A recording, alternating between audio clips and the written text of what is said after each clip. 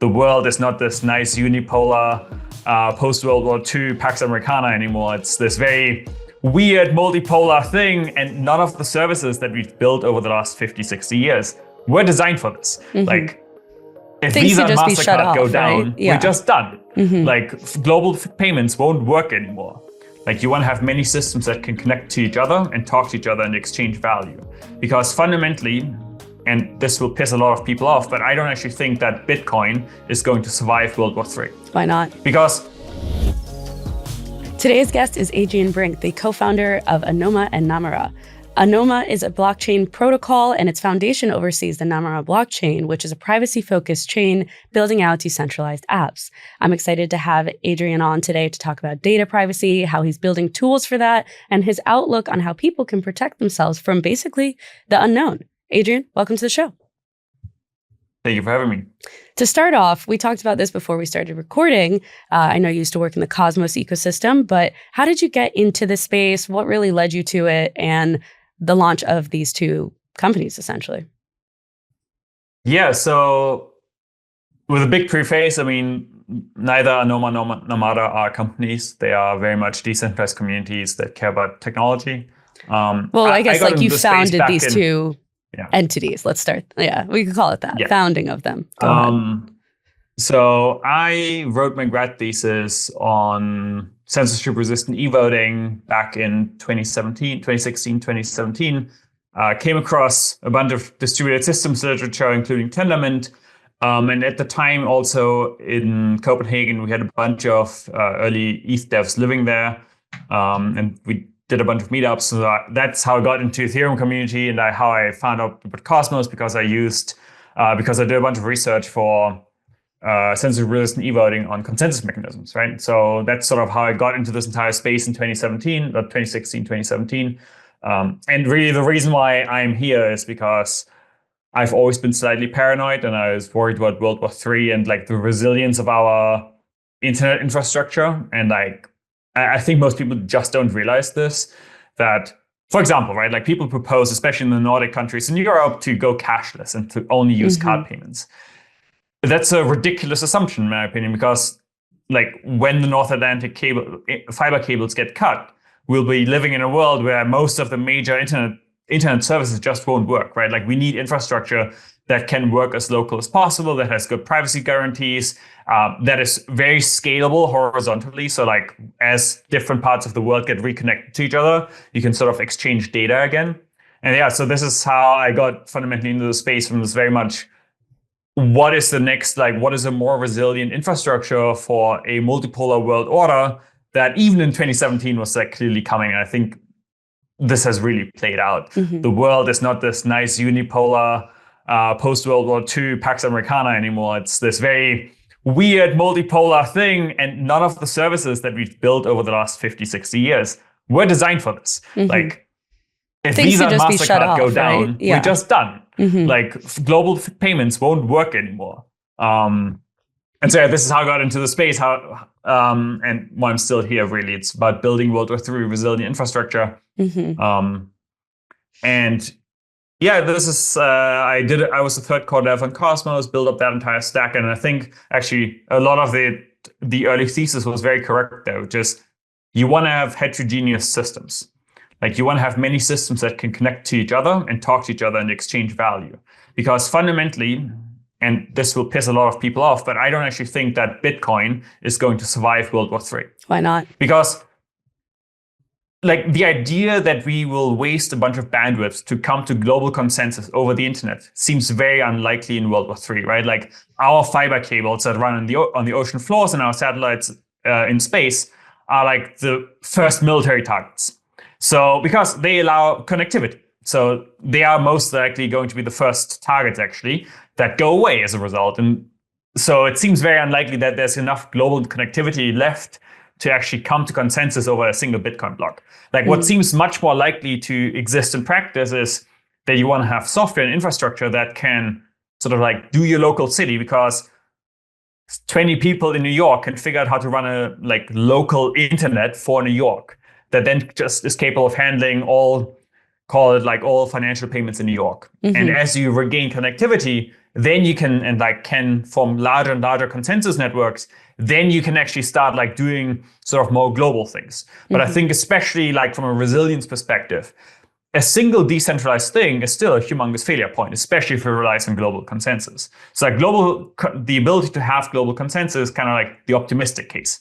But like we should be designing systems for the pessimistic case. And I just don't think in the pessimistic case that we'll allocate a bunch of bandwidth to like get global consensus on the next Bitcoin block when fiber goes away.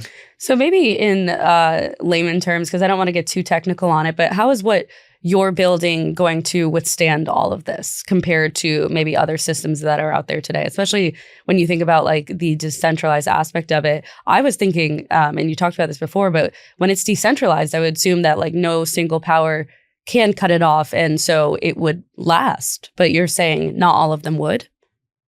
Well, so very fundamentally, when you think about it, right, and this is also true for Ethereum, it relies on a bunch of people globally exchanging data with each other. So this relies on the internet being available. If the internet if we don't have a connectivity anymore between New York and Switzerland, for example, we cannot have global consensus because we cannot talk to each other. But people in Switzerland, no matter whether they're cut off from the global internet or not, may still want to be able to do like local payments. And this idea so that in order to have really resilient systems, you need many systems that are sort of heterogeneous, that are not always relying on, not tightly coupled to each other, so that the people in New York can do their own financial transactions, even when the North Atlantic fiber cables go away. Same for the people in Switzerland. And what Anoma is building very much a distributed operating system using intent. So Anoma is an intent-centered distributed operating system that you can deploy in sort of many specific deployments. You can deploy Anoma to global Ethereum. That way you have actually the global operating system for Ethereum, where like you as an application developer can build applications against, you as a user can settle transactions using intents on Ethereum. But then at the same time, you can also, as a user, choose that maybe you want to run your own local instance for your own local community. And then the nice operating system properties that the intents give you is that it is then possible for me as a user and as a developer to express, well, I would like to actually like settle my intent either on global Ethereum or on local Switzerland chain or on local World of Warcraft community chain. But like I don't have to connect to a new server. I don't have to like input a new IP address. It is just, you get this very nice distributed operating system that you as a user and developer can interact with that abstracts the complexity of like, am I on global Ethereum? Am I on global Solana? Am I on Bitcoin? Am I on a local settlement thing away from you? So you don't have to really think about it. Yeah. And maybe on the operating system analogy, like the easiest way to think of this is, because people will still remember this, prior to Windows and prior to like large scale operating systems coming into existence, developers used to build applications for specific CPUs. Like you'd build an application for an Intel CPU. And this would only run on this specific Intel CPU. And it wouldn't be applicable across, right? Yeah. It wouldn't work even on other Intel CPUs. Yeah. And then sort of like the operating systems came along and they abstracted the complexity of all the different CPUs and they added a bunch of new systems calls to make your life easier. And all of a sudden developers could go, I'll build against Windows. And now this application would run wherever Windows runs. And then you do the work of porting Windows to a new CPU architecture once, but all existing applications can just work. And this is really the same world that we're living in. Currently, we're living in this pre-operating system blockchain, or this operating system world blockchains, where it's like all the different blockchains are specific CPUs. And Anoma is really the first time that we're building an operating system that can really abstract this complexity of all these different blockchains and how they interact with each other. So then would all the blockchains be able to interact through Anoma? Is that kind of the hope here? Not through Anoma. Or like it would be the kind of hub that you no longer need like individual blockchains to get something done. It would just be applicable across all of them through Anoma's technology. Yes, through technology. I think this is an important distinction because everyone and their grandmother is building yet another hub. My grandmother doesn't know about this, but yes. That's true. Neither does mine, actually. No, but it's like everyone is currently proposing this idea, especially, for example, with the chain abstraction folks. They all go like, well, just come route via me. It's like the way to then build the system is like you just have an extra trust point, like all like connect to my system and then I connect to all the other systems. ANOMA specifically does not do this because that model makes absolutely no sense. It is just like add another centralized point in front of all the other points. And now, like, I may as well, like, it's very hard. It's just yet another standard that you have to route via. Like, this entire hub idea doesn't work. So what ANOMA does, ANOMA is just deployable as software to wherever existing value already lives. So you can deploy ANOMA to Ethereum, and then you can use ANOMA, like you can use ANOMA technology on Ethereum. You can use the ANOMA operating system on Ethereum. But it doesn't mean that you have to send an intent to like global ANOMA. Okay. Is ANOMA applicable across all blockchains then? Or is it currently integrated with like majority, a handful? Wherever it's expressive enough, you can deploy ANOMA. What does expressive enough mean? Like if you have a VM. So the other thing virtual machine, like an easy way to think of ANOMA is like if going from virtual machine to intent machine, and so you can deploy the intent machine or the operating system wherever you have a virtual machine. So you can definitely deploy it to Ethereum, you can deploy it to Solana. Maybe if we ever get like snark verification into Bitcoin Core, we can also deploy a snark version of ANOMA, the operating system, to Bitcoin. The one important thing to remember, and this is sort of the public service announcements, I guess, generally for our industry, ANOMA isn't magic, right? If two distributed systems, call it Solana and Ethereum, have no way to talk to each other or to verify each other's consensus, there is not much anyone in the world can do. It's just the fundamental distributed systems property, and like ANOMA is not going to be magic in that sense. ANOMA allows you to access the underlying primitives in a unified operating system API so that you can build applications that leverage, for example, shared liquidity across many systems, that leverage privacy across many systems, where as a user, I just say, well, just give me quickest settlement. I don't actually mind if it's an Optimism, Arbitrum, or mainnet Ethereum, just like whatever is quickest. And it's really like you as a user, your life just becomes an order of magnitude easier. You as a developer, it's a lot easier to build applications, but it still sort of fundamentally has to work within the constraints of the underlying distributed systems. What made you want to really hone in on this and co-found something of this nature? I know in the beginning you talked about the possibility of World War III. Do you think that's going to happen in today's climate? Or what's kind of driving you to really build this out?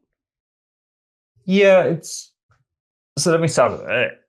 If the current world continues as is, it'd be much better for everyone involved, right? Like if Pax Americana could survive long term, the US is taking a global lead and sort of like stabilizing the entire global system. That'd be a lot better, especially for people in Europe and North America. So like it'd be a lot safer, less conflict. It just seems that we've reached sort of this tipping point where the world is starting to become more multipolar.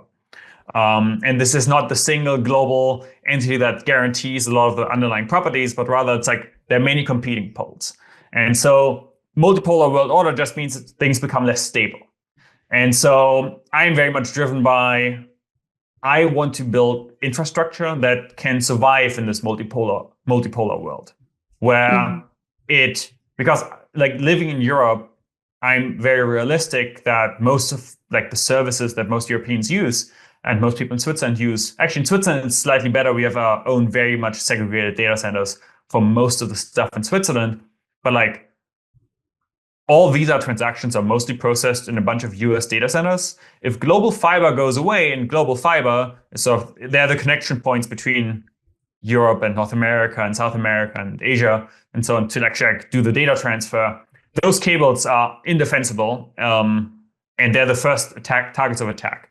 And so like a lot of infrastructure is currently relying on this idea that there must be a global internet available. And I think that is just not going to hold in the future. And then the other aspect that I very deeply care about is like privacy for national defense. Because I think it's a bad idea that we create all these honeypots for North Korea to get into. I just think it's a bad idea. And like, honestly, the current banking system is a great example of this. There was the social security database leak in the US where a bunch of foreign actors got all US social security numbers. And that's not a good idea, right? Like if I'm in Switzerland, I want to be able to provide technology that we can use in Switzerland for national defense, for community defense, so that we can defend ourselves against large-scale nation-state actors. And generally speaking, offense is way easier than defense. So we got to be building good tools that actually enable this. And maybe actually the simplest example here is, I think the quickest way to shut down Ethereum is to move the global finance to Ethereum tomorrow. Because the next day, every major nation state will wake up and go, wait, why am I exposing all my citizens' financial data to North Korea? This seems like a bad idea. That's such a good point. Yeah, because it's all on chain. You could see every transaction, etc. Right. Yes. So currently, we're living in this very sort of blue-eyed, we look at the world through rose-tinted glasses, kind of, where the world is going to get a lot more messy. And we have to start working on the infrastructure that is capable of handling this messiness. And so, yeah, this is what fundamentally drives me. Yeah, building World War III resilient infrastructure, giving individual people, individual communities, individual countries the technology to sort of survive and prosper here. Yeah. I mean, you brought up Ethereum and the fact that it is very public and on chain, and I could go look up any wallet address and see all of their transactions. So how can blockchain technology in general kind of play a role in this national defense that you brought up? Is it not all blockchains can actually help with this? Is it really the privacy focused ones, like what you're trying to build out? How do we kind of approach this? So what Anoma does is Anoma doesn't actually build privacy-focused tooling. Anoma just builds the intent-based applications, right? Yeah, exactly. Yeah. Anoma has cryptography primitives that intent-based applications can leverage to achieve very granular privacy levels or data protection guarantees. It could be you can even do smart things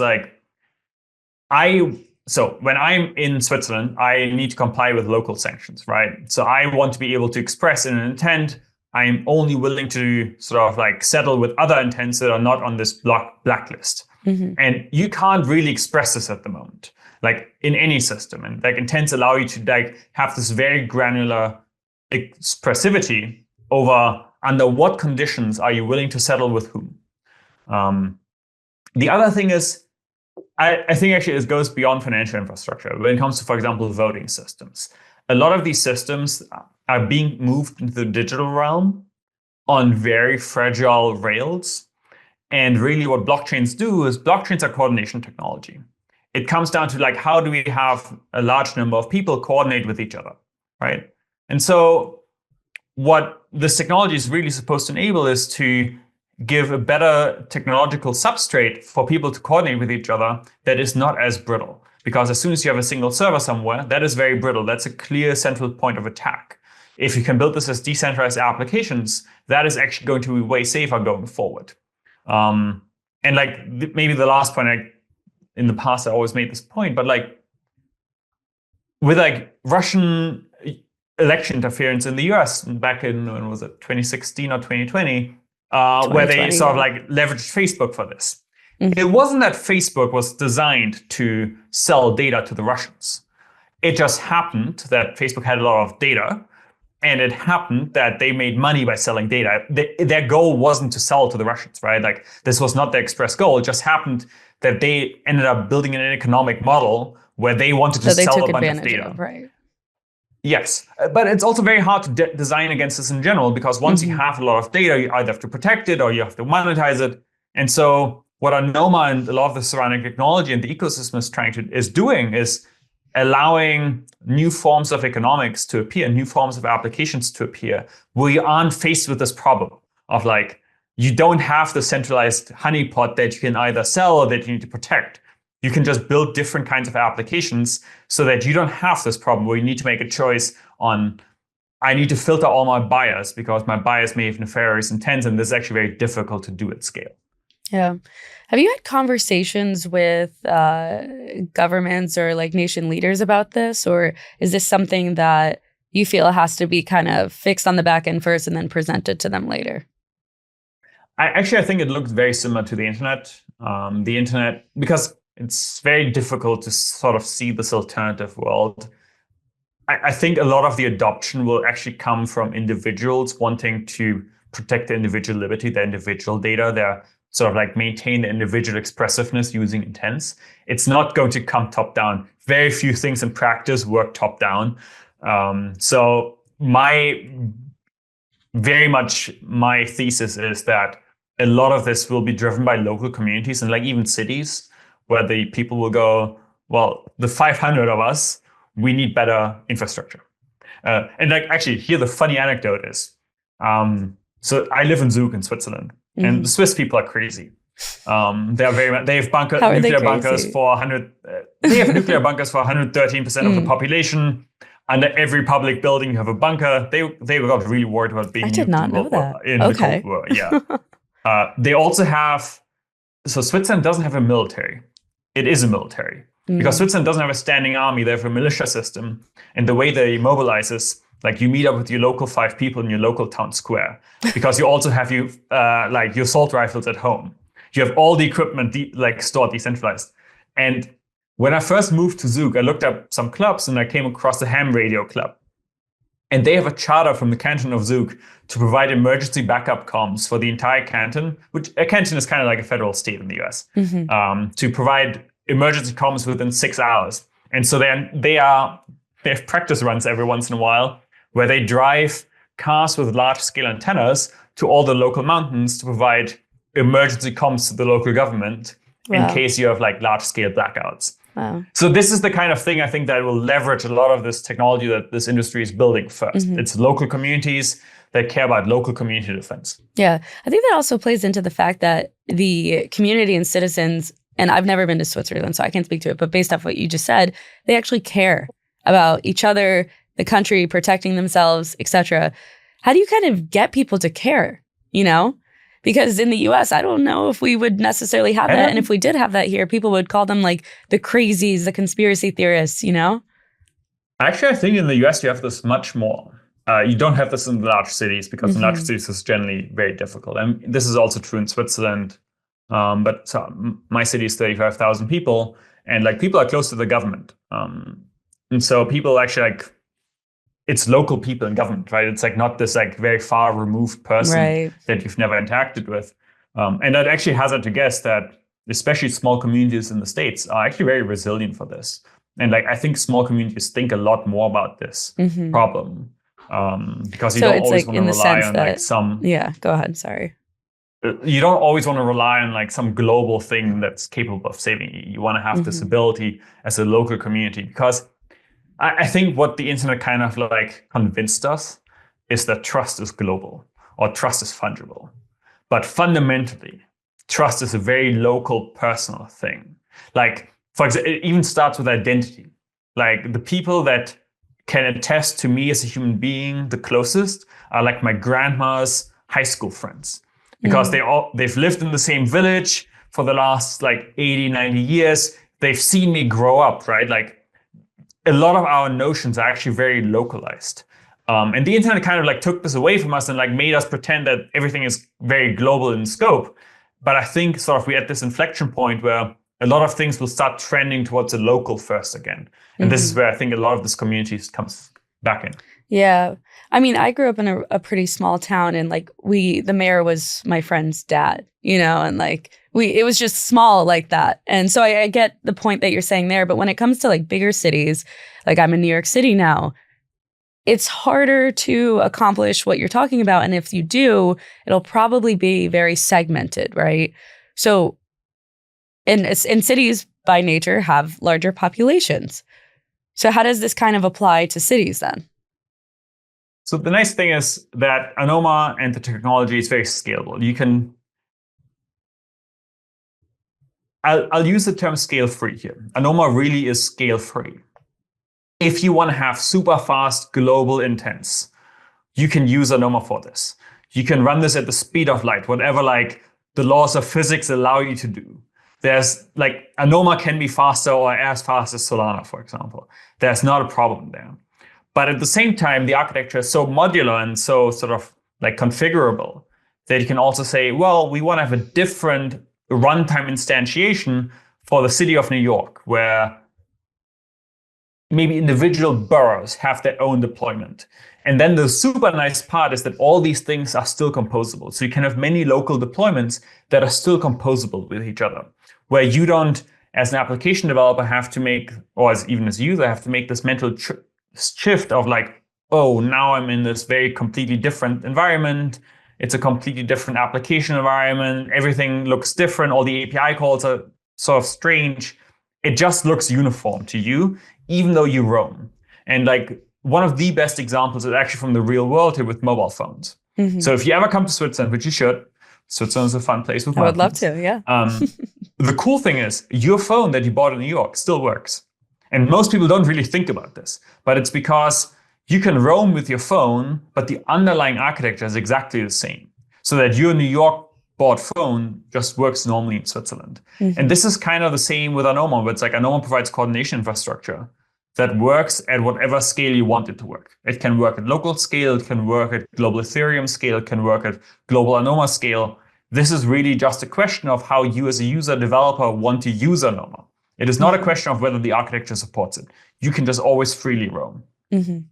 What do you think is the biggest pain point or problem today that needs to be solved first? Because there's a lot that we've talked about. There's a lot of issues that arise and things that need to be developed further. But if you had to prioritize one thing to focus on or have technologists focus on right now to really solve all these issues, what would it be? It's heterogeneous trust.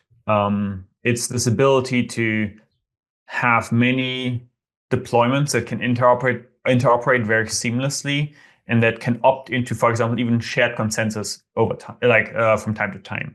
So you can have this deployment that you have a system running in Switzerland and a system running in New York, and maybe I want to do large-scale block trade between Zurich and New York, and then you can opt into having a sort of like sharded system, on-demand sharded system between those two instances. I think overall, we've lost a little bit track of this distributed systems property of how do we have many different systems that interact with each other. I think that's probably the single biggest pain point that still needs to be solved. Because right now it's like moving between chains is very weird and like everything changes if I go to a different system. My trust model is very unclear. If I'm on most L2s, for example, on most L2s, I'm just on someone else's server, really. Like I don't have any underlying trust guarantees. So like solving these distributed systems problem, I think that's the single biggest thing. And then maybe the second biggest thing is how do we have efficient privacy guarantees and like data protection guarantees for individual users, businesses. Like my parents will never adopt these systems if their neighbors can see how much they spend in medical bills every month. I think it's unlikely to assume, it's kind of idiotic to assume that like real people will want to like publicize all their financial data. Yeah. I think anyone that thinks this hasn't spoken to a real human. Yeah, I think there needs to be a form of privacy layer that either you could like switch on or off. You know, like you don't have to put it on, but it should be available there in the sense that not everyone gets to see every single transaction that I do online. This is exactly like, I don't need people knowing what I do with my money or what I do with my crypto, etc. You know, so this is exactly what ANOMA is built. This is like it's not a private system. It just has good primitives for it. So that if you as a user want to opt in, you want to opt into like some limited private, you can individually do this. Like whether you want, for example, one of the best applications on ANOMA in the short term is it's multi-party exchange. So it's the ability to trade any asset for any other asset. And intents represent limit orders really well. Like limit orders are sort of the simplest version of a generalized intent, which ANOMA implements. And there, a user can make an individual choice on whether they want to reveal who they are or not. It's not an application choice. It's not a developer choice. It's like, does your local device provide a ZK proof or a plain text signature? And like, I can provide a ZK proof. You can provide a plain text signature. We don't split the liquidity. It just works. And this is, I think, sort of the single biggest early unlock here, where I think individuals are starting to want some amount of privacy, especially as more and more data moves to these systems. Yeah. So on that topic, what can people do better now to better protect themselves, either from attacks, the unknown, and protect their privacy. Like listeners out there who might not be building things, but they want to do a better job of that. I'll give the answer that I'll sort of the high level answer, which is run self-sovereign infrastructure.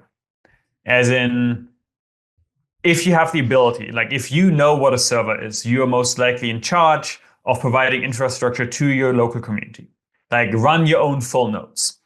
Don't rely on Infura. Like running an Ethereum full node is not hard.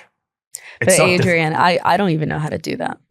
Yes. What about as normal people? Okay. This is sort of, it's a multifaceted answer. Okay, fine. So for the people who know how to do it, this is the first. Yeah. If you're technical, you're in charge of helping your local community. And local community may also be like your digital friends, but like if you're technical, please like help others. This is, and like, especially if you're technical, take the time to run this infrastructure. Don't just rely on some server, because then like your local community will never be able to actually like do the thing. So you're the first line of defense.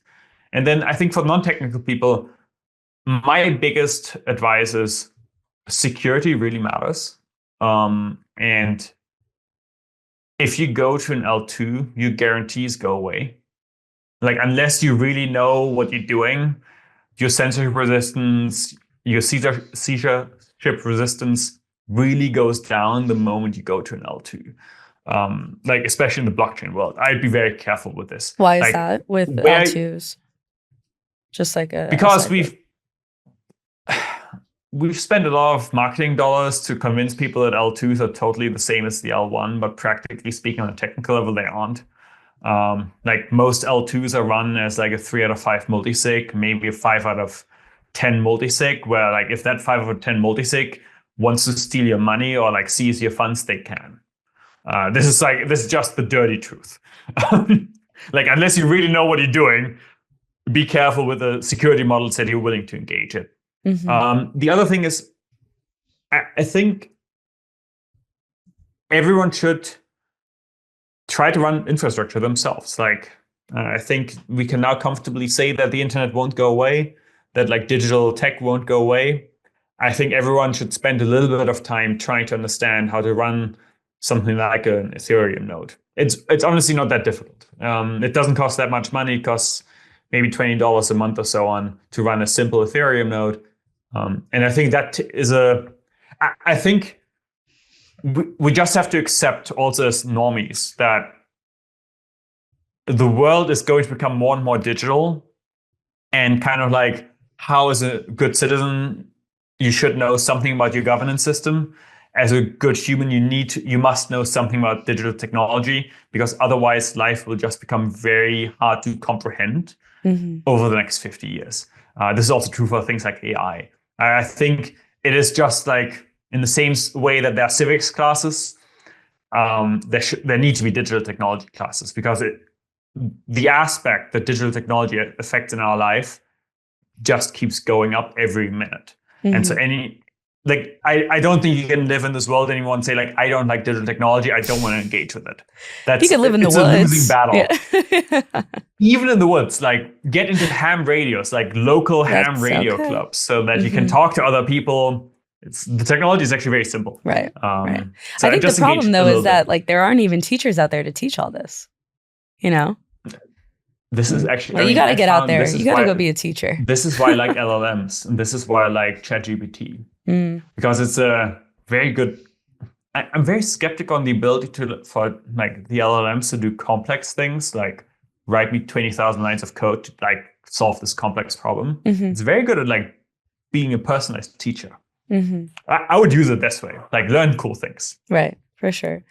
Okay, to wrap things up, Adrian, one of the last major things maybe to get a whole like step back on the conversation we've had is, where do you see the two entities that you co-founded going in the near term and long term, and then as well the state of privacy, data privacy, security, etc. What is kind of your outlook on all this? My outlook is very positive. I've never been more bullish on this technology, simply because the world is becoming more uncertain, and we need more technology that like tackles this uncertainty. And I think that we've opened Pandora's box here, and the world is not going to like return to this happy, stable place in the next couple of years. So the technology is super relevant and valuable at the moment. On the Namada front, Namada is going to, I think, going live very soon. The community really is in charge. The community, I think, is currently running the last dry runs prior to proposing the mainnet block. So I think that should be coming up. And at that point, you get very good multi-asset data protection guarantees. So like try play around with that.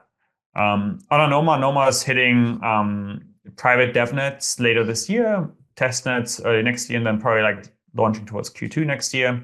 And this is really going to give you, for the first time, fully generalized intents.